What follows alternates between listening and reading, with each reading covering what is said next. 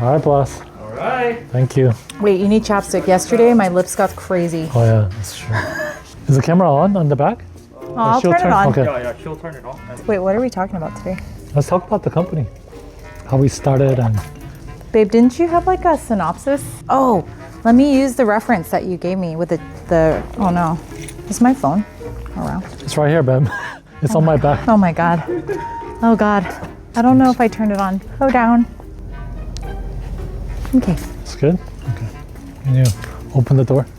Yeah. Okay. Oh, wait, how do I adjust? Oh wow. I should have learned how to adjust this. This is so good. Righty tighty. I got it. Lucy. Yes, righty tighty. All right. Hi, my name is Sadie. Steven.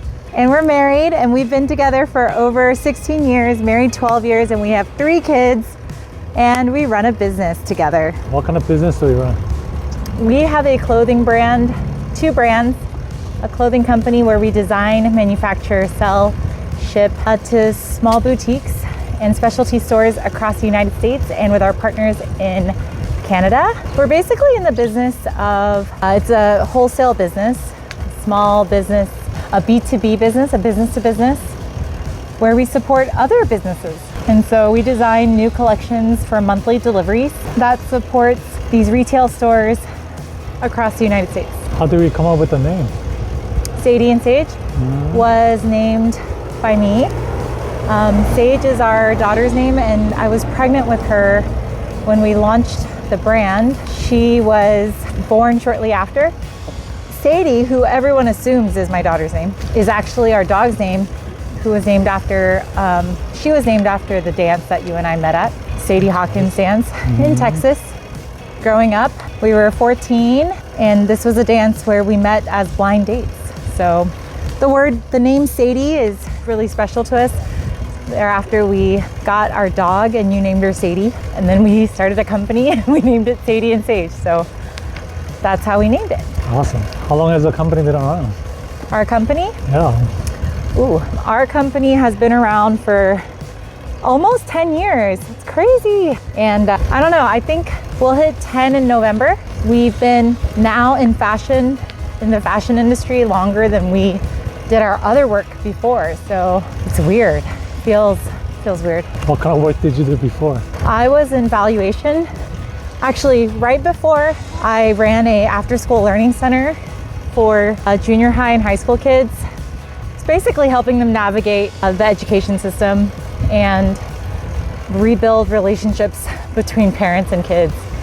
And then before that, I was in valuation with my degree in finance, and I worked in boutique consulting firms helping experts in international arbitration. Anyway, what were you doing before, Steven? I was at Accenture working as an IT consultant. Yeah. How long were you doing that before you joined Sadie and Sage? And I was an intern there, and then I joined right after finishing school. I think I was there, 8 years? 9 years? Yeah, long time. Would you ever go back? Consulting life was fun, but I don't know, now that I have kids, luckily I didn't have to travel while I was working there, but my managers and a lot of people that are on different projects usually end up traveling during Monday through Thursday, and then I don't know, I don't think you'll be able to handle it. No, we do travel a lot for our work now, but I mean, when you're a consultant, it's really up to your client, and I think it's one of the reasons why we wanted to start our own business together. So why did we even start a business together? Wow, why did we start together?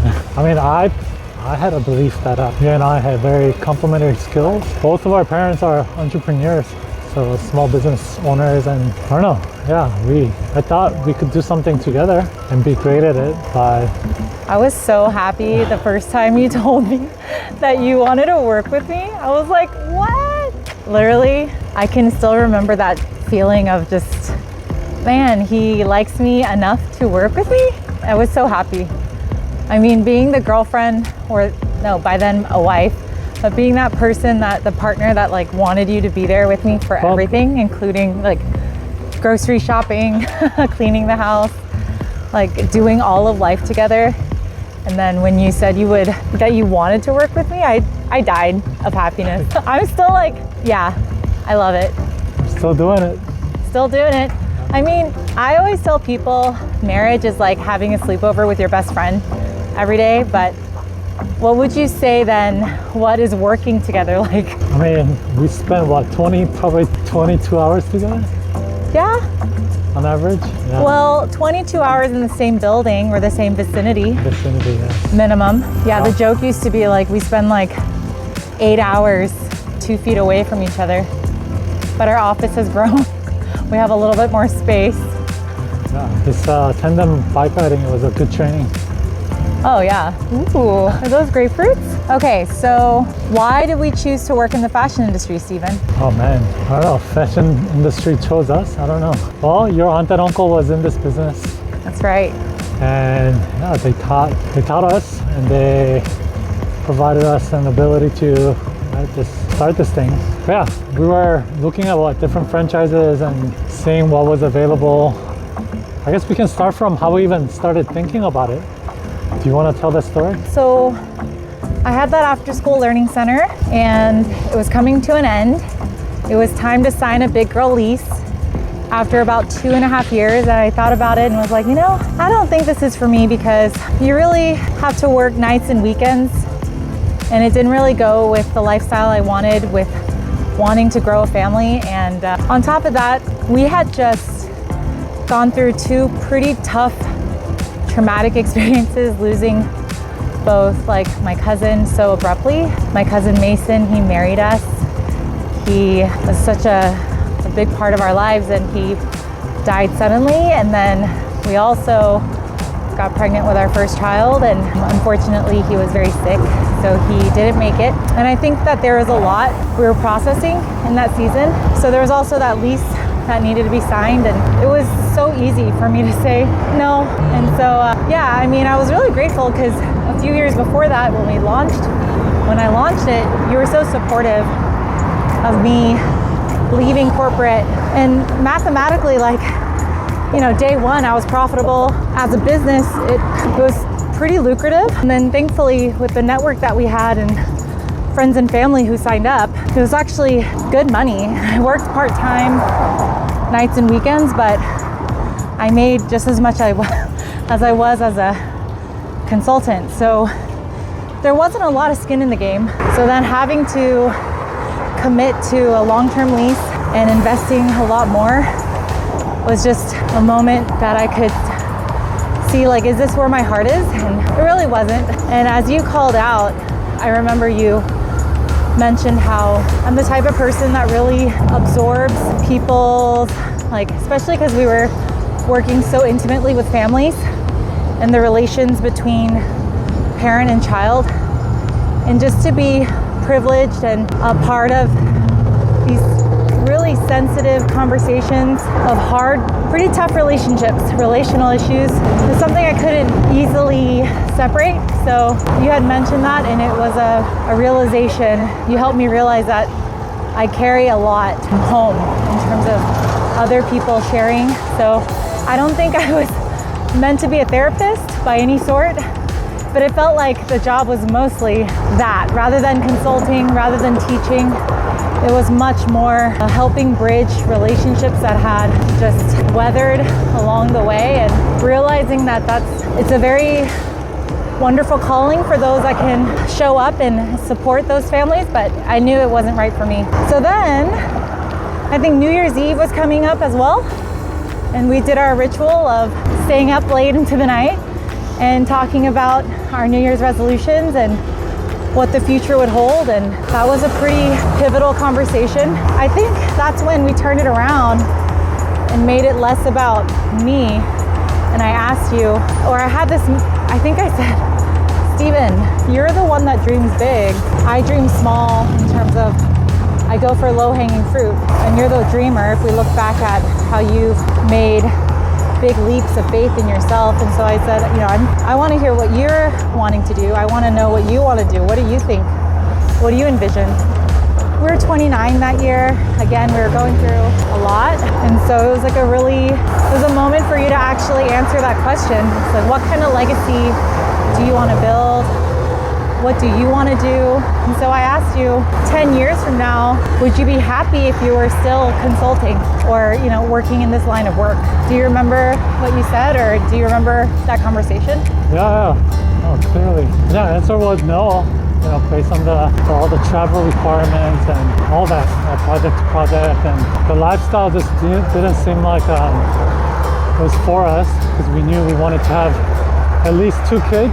We wanted to have 4. I wanted to have 2. I ended up settling for 3. But yeah, I knew I wanted to be there for my kids as my parents did. My parents always made the effort to eat dinner together, and so that was really special, and I wanted that for our kids. And yeah, I just felt like in the long term, it wasn't a right career for me. So yeah, it was an easy answer. I think we both felt like we were gonna work really hard no matter what we do, whether we work for someone else or for a large corporation, or if we work for ourselves. So we figured we tend to spend a lot of our time thinking of different business ideas anyway. So yeah, I think that was kind of a moment of like, oh, well, we have sort of aligned goals and dreams, and we have this like fearlessness. Looking back, like not knowing is the best. It was just that sort of blind faith that whatever we did, we could figure it out together.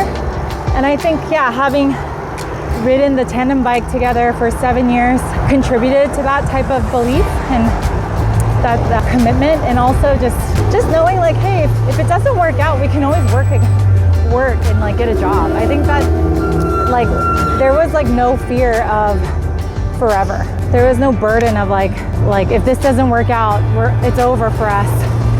It was like, if it doesn't work out, we just change our mind. So I think that's worked. Running a business has been really tough. I don't think I could have ever expected how hard it's been. It's still really hard. I think being responsible for other people is the biggest unknown that I could not have foreseen. Growing the team and having about 25 other employees is a huge responsibility. But I think if you go back to those touch points that we had on that sort of New Year's Eve discussion, it was like this idea, like we can always change. You can always learn from your mistakes, or you don't have to be stuck to one failure. So having that blind faith, again, even though we've been in the industry for 10 years, has what's gotten us this far. I'm not one to really look at statistics because I don't feel really attached to statistics, but I know that not many companies make it to the 10th year. And knock on wood, we haven't gotten to the 10th year, but every year it's been incredible. It's now a really fruitful exercise for me to think, whenever I feel like a lack of encouragement, I feel like slightly discouraged or just a little bit lack of motivation, I do this method of taking myself 12 months back and realizing that I just have grown so much. Not just me, but our relationship, our leadership, our company, the individuals who've grown in the company, our business. It's really a reminder, a testament of what 1 year can do. And now that we've added up to 10 almost, yeah. So I think the question I have for you now is like, do you think that we're going in the right direction? Like, is this what we wanted 10 years ago, or does that even matter? What do we want now for the next 10 years? Yeah, I think 10 years ago, it was about starting something new together and then trying to make it. And as you said very well, that we've made it this far. And yeah, I mean, 10 years is a long time. Like, we read that up. People underestimate what they can do in like 10 years, but overestimate what they can do in 1 year. In 1 year. And so as we kind of plan out our next 10 years, yeah, it's exciting, to be able to define. And now with 3 kids and like really including them in this mindset, it's like before it was, oh yeah, we're gonna have baby along the way, to now we have 3 beautiful kids that are, that are kind of also part of that decision. 100%. Yeah. Talk about responsibility for other people's lives. Seriously. I think to add to that, we have 10 years. If we look at the next 10 years, it's not the last 10 years that we're with Sage, but she'll be turning 18. So that means she could be moving out then, and she could be going to college or starting her life outside our household. That being said, it makes those 10 years feel really short, feel really precious. Yes. That's true. I mean, she's already 8. Actually, she's about to turn 9. So with that, it's pretty cool, but also it just makes time all relevant. You know, 9 years has passed so fast with her. So that means those next 9, 10 years that we have left with her in the household. I mean, if I could choose forever, I would choose forever, but that's not realistic. So let's say we have those 10 years together, and I realized, like, yeah, it totally shifts our goals. Yeah. Our goals as a business leader, our goals as a couple, and you know, leaders of our family, and as mom and dad. And I know it means that we don't, as much as it's our responsibility to grow the business and push it forward, and to make sure that it's built to be sustainable and risk, like manageable risks are being addressed. It also, with children and sort of the stage in their life, right now they need a lot of us because they're little. They may not want or need us in their teenage years, but I know I want to be there. So yeah, although you did say you would go to college with Sage. And my real plan though is that I build up my resume. So if Sage decides to go to a university, if she decides to go to college, I can apply and enroll with her. I mean, I already have a bachelor's degree, so I have to like get into a graduate program, but don't tell her. I'm making sure that I stay relevant with my skills and my experience so that any college will take me. As long as she is going somewhere, I might apply. So that's my secret to extend that time. 10-year plan. That's my secret 10-year plan. So beautiful down there. See? Those are Canadian goose. You looked them up? I'm pretty confident. And there's like 40. Wow. Okay, there's more like 50. They're really happy down here, but they're not very nice, so you can't really go up to them. Yeah, they will attack you. And then when you get close, you realize how big they are. They are kind of big. Did you ever think you would be in women's fashion? Oh, not at all. I don't know. And even when we started, you know, we started with the goal that like within 2 years we'll learn and then be out and doing something else, you know, but here we are 10 years later. I think it just shows we're committed, because 2 years in, if we had, let's say, left, it would have been totally irresponsible. I think that was the silliness of how we planned, and we thought it would be as simple as dropping in and dropping out, but really we just kept committing ourselves. And then ultimately the team, the people, the vendors, the customers all become real relationships. And you realize like you can't just walk away. Also, the opportunity was still really good.